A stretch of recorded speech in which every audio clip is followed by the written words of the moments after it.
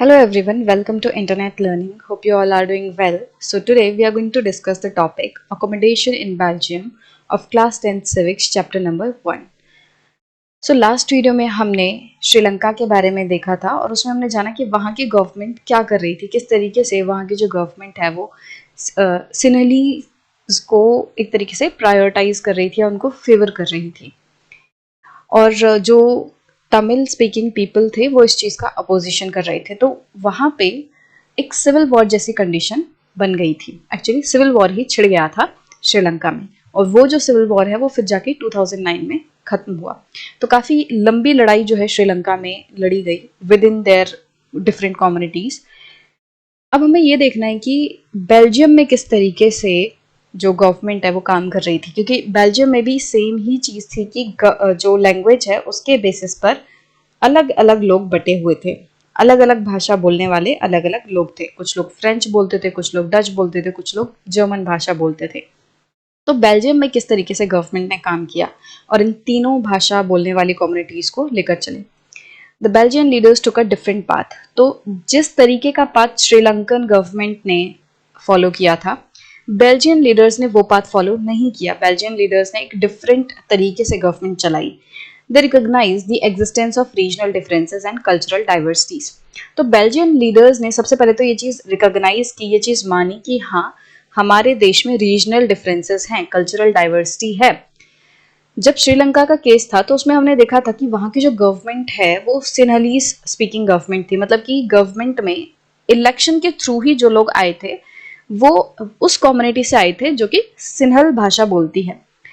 अब वहाँ पे वो जो गवर्नमेंट है वो क्या करने लग गई, इस तरीके से कानून लाने लग गई जो कि सिन्हलीज भाषा बोलने वाले लोगों को सपोर्ट करे। मतलब कि Sri Lankan government Tamil speaking people को इग्नोर कर रही थी, उनको बिल्कुल भी राइट्स नहीं देना चाहती थी। बट बेल्जियम की जो गवर्नमेंट है उन्होंने सबसे पहली चीज़ क्या की, ये रिकॉग्नाइज किया कि हाँ, हमारे देश में अलग अलग भाषा बोलने वाले लोग हैं, अलग अलग कल्चरल डाइवर्सिटी है। Between 1970 and 1993, they amended their constitution 4 times so as to work out an arrangement that would enable everyone to live together within the same country. जब उन्होंने ये चीज़ रिकॉग्नाइज की कि हाँ, हमारे देश में अलग अलग भाषा बोलने वाले लोग हैं, तो उसके बाद उन्होंने क्या किया, 1970 से लेकर 1993 में उन्होंने 4 बार अपने कॉन्स्टिट्यूशन को अमेंड किया। अमेंड का मतलब होता है चेंज करना। 4 बार उन्होंने अपने कॉन्स्टिट्यूशन में चेंजेस लाए ताकि एक इस तरीके का कॉन्स्टिट्यूशन बन सके जिससे कि देश में हर कोई अच्छे से रह सके, हर भाषा बोलने वाला पर्सन जो है देश में सही तरीके से रह पाए। The arrangement they worked out is different from any other country and is very innovative. तो जिस तरीके का अरेंजमेंट, जिस तरीके की गवर्नमेंट बेल्जियम में चल रही है या जिस तरीके का सिस्टम बेल्जियन गवर्नमेंट ने लाया वो बाकी किसी भी कंट्री से काफ़ी अलग है और बहुत ज़्यादा इनोवेटिव है। Here are some of the elements of Belgian model। और बेल्जियम मॉडल के इन्होंने कुछ एलिमेंट्स दिए हुए हैं कि किस तरीके से जो बेल्जियन गवर्नमेंट है वो काम कर रही थी। Constitution prescribes that the number of Dutch and French speaking ministers shall be equal in the central government। Constitution ये कहता है कि सेंट्रल गवर्नमेंट में Dutch speaking person, Dutch speaking ministers and French speaking ministers की मात्रा same होगी। For example, central government में मान लो 10 मिनिस्टर्स चुन के आने हैं, राइट। अब इन 10 में से 5 लोग जो हैं वो डच वाले होंगे और 5 लोग फ्रेंच स्पीकिंग मिनिस्टर्स होंगे। तो मतलब कॉन्स्टिट्यूशन ये चीज कहता है कि नंबर ऑफ मिनिस्टर्स जो हैं फ्रेंच भाषा बोलने वाले एंड डच स्पीकिंग वो इक्वल होंगे, राइट। कि अगर 10 मिनिस्टर चुने जाने हैं सेंट्रल लेवल पे तो उनमें से 5 मिनिस्टर डच स्पीकिंग होंगे, 5 French speaking. Some special law required the support of majority of members from each linguistic group। कुछ अगर स्पेशल लॉज हैं, कुछ बहुत इंपॉर्टेंट लॉज हैं, तो उनको पास कराने के लिए हर एक लिंग्विस्टिक ग्रुप से मेजॉरिटी चाहिए होगी। मतलब कि मेजर 3 लिंग्विस्टिक ग्रुप हैं, डच, फ्रेंच एंड जर्मन। तो कुछ ऐसे लॉज की लिस्ट बनाई कि मान लो एग्जाम्पल के तौर पे कि मान लो बोला गया है कि अगर फाइनेंस से रिलेटेड कोई लॉ होगा या फिर मान लो सिक्योरिटी से रिलेटेड कोई भी लॉ होगा, तो उनमें इन हर एक लिंग्विस्टिक ग्रुप की मेजॉरिटी कंसेंट चाहिए होगी। मतलब जितने भी डच मिनिस्टर्स हैं या जितने भी डच मेंबर्स हैं उनमें से मैक्सिमम लोग सपोर्ट में होने चाहिए उस लॉ के। इसी तरीके से फ्रेंच वाले मैक्सिमम लोग उस लॉ को सपोर्ट करने चाहिए एंड जर्मन स्पीकिंग लोग भी मेजॉरिटी लोग उस लॉ को सपोर्ट करेंगे। जब इन तीनों ग्रुप से मेजॉरिटी में सपोर्ट मिल जाएगी तभी जाके ये लॉ जो है वो पास हो पाएगा। अगर इनमें से कोई भी एक ग्रुप मेजॉरिटी कंसेंट नहीं देता है, अगर एक भी ग्रुप से मेजॉरिटी में हाँ नहीं आती तो फिर वो लॉ पास नहीं हो पाएगा। तो इस तरीके के कुछ लॉज थे जो मतलब एटमोस्ट इंपॉर्टेंस के थे, जिनमें कि हर एक लिंग्विस्टिक ग्रुप की सपोर्ट चाहिए थी मेजॉरिटी में, कि उस लिंग्विस्टिक ग्रुप के ज्यादातर मेंबर सपोर्ट में होने चाहिए। Thus, no single community can make decisions unilaterally। और इस तरीके से कोई भी एक कम्युनिटी अपनी मर्जी से कोई भी डिसीजन नहीं ले पाएगी, मतलब वो इंपॉर्टेंट लॉज के बारे में, क्योंकि उनको तीनों ही लिंग्विस्टिक ग्रुप्स की सपोर्ट चाहिए होगी। अगर एक भी ग्रुप ये कहता है कि नहीं हम सपोर्ट में नहीं है तो फिर वो लॉ पास नहीं हो पाएगा। इसका मतलब कि किसी भी एक कम्युनिटी के पास सारी पावर नहीं है। Many powers of the central government have been given to state governments of the two regions of the country। तो हमने बेल्जियम में देखा था कि मतलब मेजरली जो देश है वो दो रीजन्स में बटा हुआ है, Dutch speaking and French speaking, and बीच में ये ब्रुसेल्स है जो कि बेल्जियम की कैपिटल है। तो मतलब मेन जो दो रीजन है, French speaking and Dutch speaking regions, इनमें स्टेट गवर्नमेंट्स हैं। तो काफी सारी पावर्स जो हैं वो इन स्टेट गवर्नमेंट्स को दी हुई हैं, ताकि स्टेट गवर्नमेंट्स अपने अपने लेवल पे अपने अपने रीजन्स के हिसाब से कुछ डिसीजन ले पाए। State governments are not subordinate to the central government. और जो सेंट्रल गवर्नमेंट है वो एक तरीके से स्टेट गवर्नमेंट को डोमिनेट नहीं करेगी, उनको कंट्रोल नहीं करेगी। जो स्टेट गवर्नमेंट्स हैं वो सेंट्रल गवर्नमेंट के सब ऑर्डिनेट नहीं है, उनके जूनियर नहीं है या उनसे नीचे नहीं है। State government and central government equal है। जैसे हमारे देश का जो सिस्टम है वो भी कुछ ऐसा ही है कि जो सेंट्रल गवर्नमेंट है और जो स्टेट गवर्नमेंट है वो दोनों साथ साथ चलते हैं, कोई किसी से ऊपर या कोई किसी से नीचे नहीं है। तो इसी तरीके से बेल्जियम में था कि सेंट्रल गवर्नमेंट की कुछ पावर्स स्टेट गवर्नमेंट्स को दे दी गई, ताकि स्टेट गवर्नमेंट्स अपने अपने रीजन के हिसाब से अपनी अपनी पावर्स को यूज कर सके अपने लोगों के भले के लिए। और स्टेट गवर्नमेंट जो है वो सेंट्रल गवर्नमेंट से नीचे नहीं है दर्जे में, इक्वल है दोनों। Brussels has a separate government in which both the communities have equal representation। अब ब्रुसेल जो है उसकी अपनी एक गवर्नमेंट है अलग से, ठीक है। और यहाँ पे ब्रुसेल्स में भी दोनों ही कम्युनिटीज के जो रिप्रेजेंटेशन है वो इक्वल है। हमने देखा था कि बेल्जियम में पूरे देश में डच स्पीकिंग लोग ज्यादा हैं एंड फ्रेंच स्पीकिंग लोग कम, बट ब्रुसेल्स में फ्रेंच स्पीकिंग लोग मेजॉरिटी में है एंड डच स्पीकिंग लोग माइनॉरिटी में है। तो अब ब्रुसेल्स में क्या हुआ कि भले ही फ्रेंच स्पीकिंग लोग ज्यादा हैं, डच स्पीकिंग लोग कम हैं, बट इन सब के बावजूद इक्वल रिप्रेजेंटेशन जो है वहां पे दी गई कि दोनों ही जो कम्युनिटीज हैं उनको इक्वल रिप्रेजेंटेशन दी जाएगी। इक्वल नंबर ऑफ रिप्रेजेंटेटिव्स होंगे डच के and equal number of representatives होंगे फ्रेंच स्पीकिंग कम्युनिटी के। The French speaking people accepted equal representations in Brussels because the Dutch speaking community has accepted equal representation in the central government। तो Brussels में French speaking people जो हैं, French speaking community है, वो मान गई equal representation के लिए, क्योंकि अभी हमने देखा कि जो फर्स्ट पॉइंट था उसमें क्या लिखा था कि कॉन्स्टिट्यूशन ये कहता है कि सेंट्रल लेवल पे Dutch speaking and French speaking ministers equal होंगे। इसका मतलब कि सेंट्रल लेवल पे जो नेशनल गवर्नमेंट, एक तरीके से जो सेंट्रल गवर्नमेंट है, उसमें इक्वल रिप्रेजेंटेशन हो रही है French speaking and Dutch speaking people की। भले ही overall nation wise Dutch speaking लोग ज्यादा हैं, बट दोनों को इक्वल रिप्रेजेंटेशन दी जा रही है। इसका मतलब सेंट्रल लेवल पे डच स्पीकिंग लोग मेजोरिटी में होने के बावजूद भी इस चीज पे एग्री कर जाते हैं कि कोई बात नहीं, भले ही नेशनल लेवल पे पूरे overall nation wise Dutch speaking लोग ज्यादा हैं, बट कोई बात नहीं, हम लोग इक्वल रिप्रेजेंटेशन के लिए रेडी हैं। तो जब सेंट्रल लेवल पे डच स्पीकिंग लोग इक्वल रिप्रेजेंटेशन के लिए मान गए, इसीलिए ब्रुसेल्स में भी भले ही फ्रेंच स्पीकिंग लोग ज्यादा हैं, मेजॉरिटी में हैं, बट वो लोग इक्वल रिप्रेजेंटेशन के लिए मान गए, क्योंकि नेशनल लेवल पे डच लोग मेजॉरिटी पे होने के बाद भी इक्वल रिप्रेजेंटेशन के लिए मान गए थे। तो ब्रुसेल्स में जो फ्रेंच स्पीकिंग लोग थे उन्होंने भी सोचा कि कोई बात नहीं, इक्वल रिप्रेजेंटेशन ही ठीक रहेगी। Apart from the central and the state government there is a third kind of government. अब हमने देखा कि ब्रुसेल्स की एक अलग गवर्नमेंट थी, राइट। और जो दो दूसरे रीजन्स थे, French and Dutch speaking regions, उनकी अपनी गवर्नमेंट्स थी और एक नेशनल लेवल की गवर्नमेंट थी। तो दो तरीके की गवर्नमेंट थी, स्टेट गवर्नमेंट जो कि स्टेट लेवल पे है, डच स्पीकिंग और फ्रेंच स्पीकिंग एंड ब्रुसेल्स, ये हो गई स्टेट गवर्नमेंट एक तरीके से। और दूसरे तरीके की जो गवर्नमेंट हो गई वो गई सेंट्रल गवर्नमेंट, ठीक है। अब तीसरे काइंड ऑफ गवर्नमेंट भी थी बेल्जियम में, ठीक है। वो कौन सी थी? This is community government. तीसरे फॉर्म जो गवर्नमेंट का था बेल्जियम में वो था कम्युनिटी गवर्नमेंट का। ये कम्युनिटी गवर्नमेंट जो है वो अलग अलग लैंग्वेज कम्युनिटीज के पीपल के द्वारा इलेक्ट की जाती है।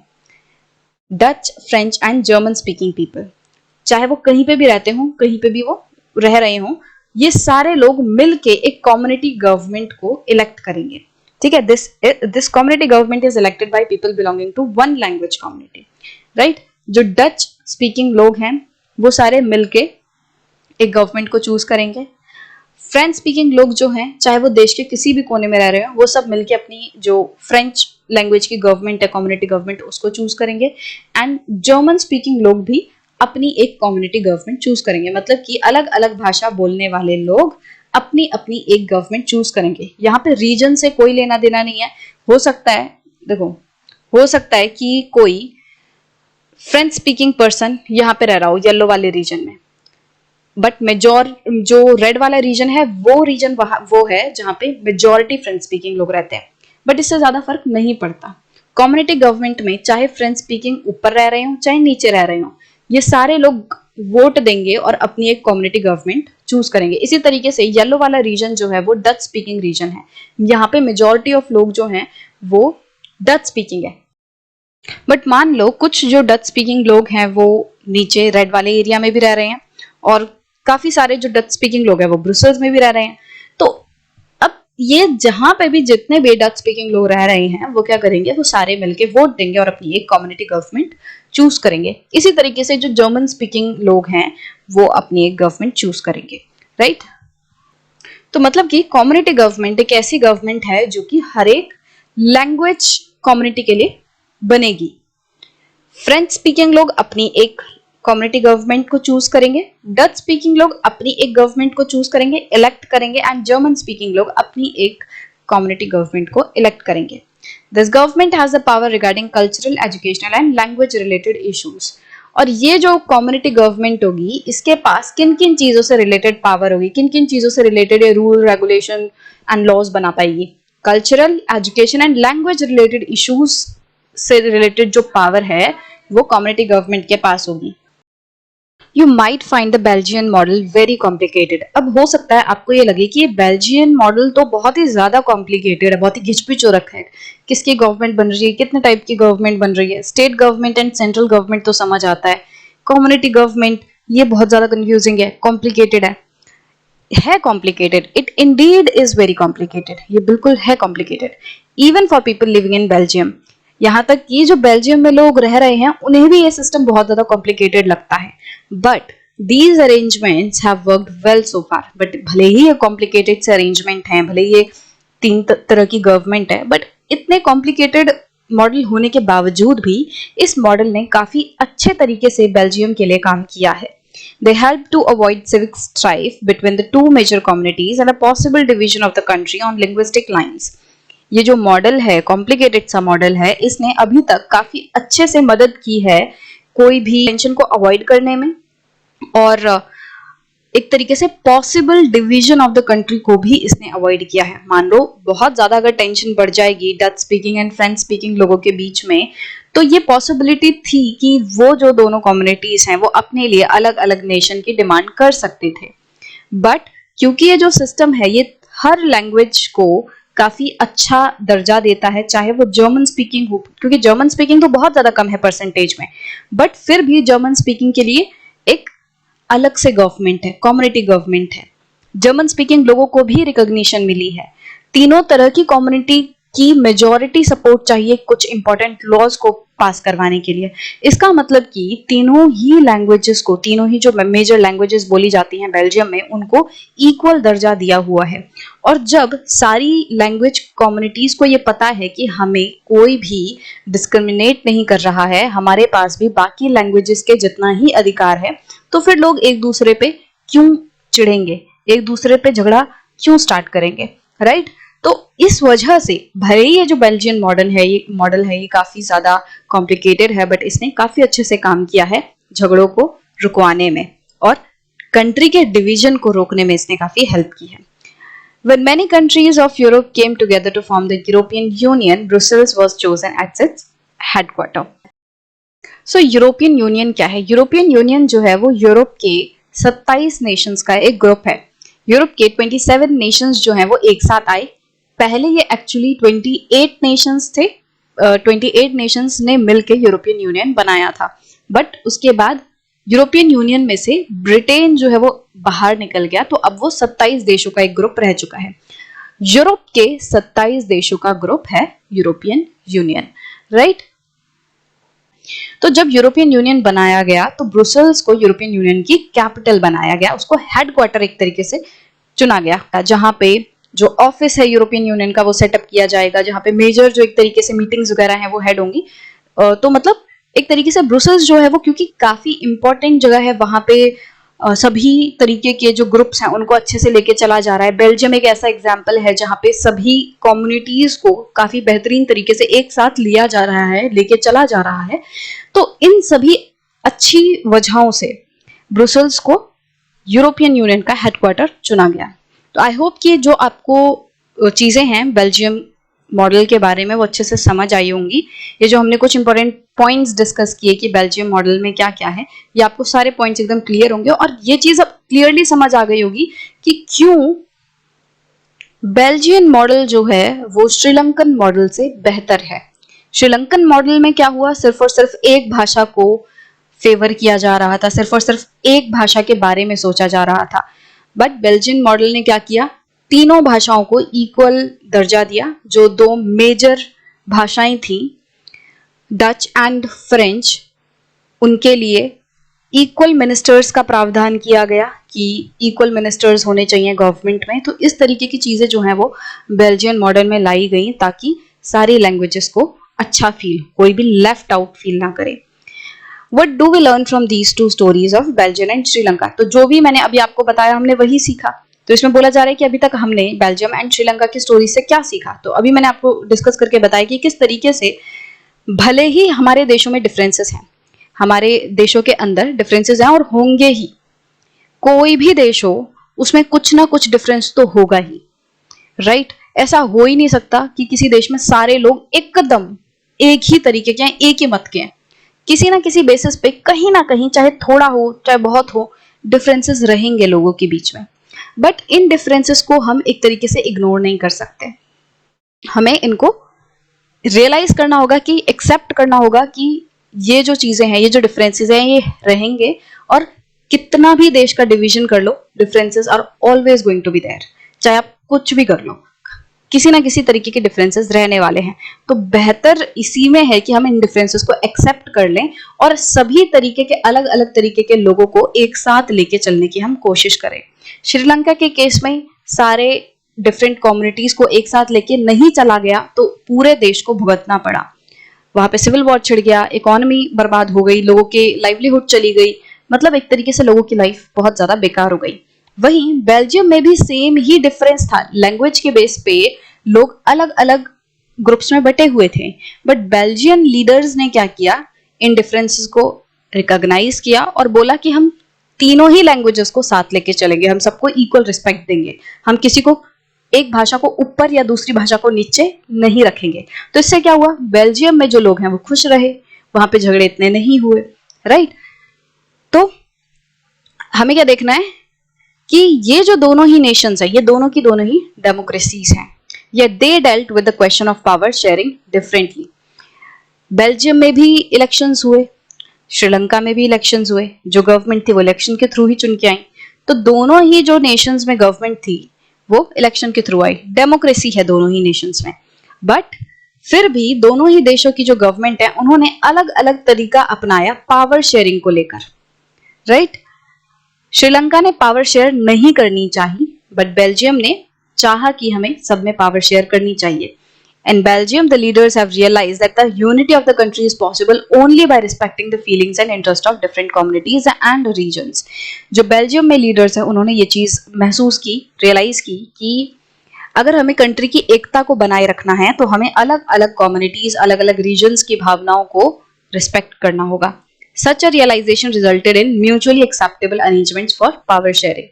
अब जब गवर्नमेंट ने रियलाइज किया कि सब तरीके के जो लोग हैं उन्हें हमें साथ लेके चलना होगा, तभी जाके देश एक रह पाएगा। तो इस रियलाइजेशन की वजह से सबसे पहले क्या हुआ कि सारे लोग मिलके म्यूचुअली एक्सेप्ट करते हैं एक ऐसे अरेंजमेंट को जो कि सबके फेवर में है, एक ऐसा पावर शेयरिंग का सिस्टम जो कि सबके फायदे में है।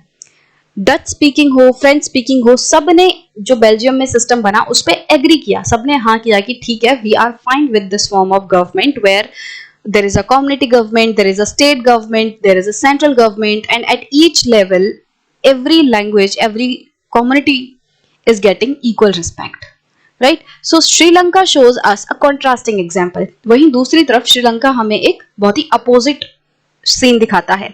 It shows us that if a majority community wants to force its dominance over others and refuse to share power, it can undermine the unity of the country.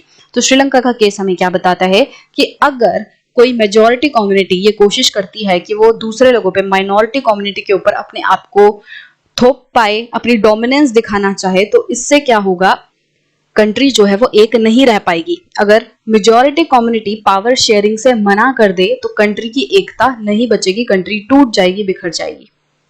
So now I hope कि आपको श्रीलंका की कहानी भी अच्छे से समझ आ गई होगी, आपको बेल्जियम की कहानी भी अच्छे से समझ आ गई होगी, दोनों में क्या डिफरेंसेस हैं ये समझ आ गया होगा, और कौन सा बेहतर है कौन सा नहीं है बेहतर ये भी आपको क्लियरली समझ आ गया होगा।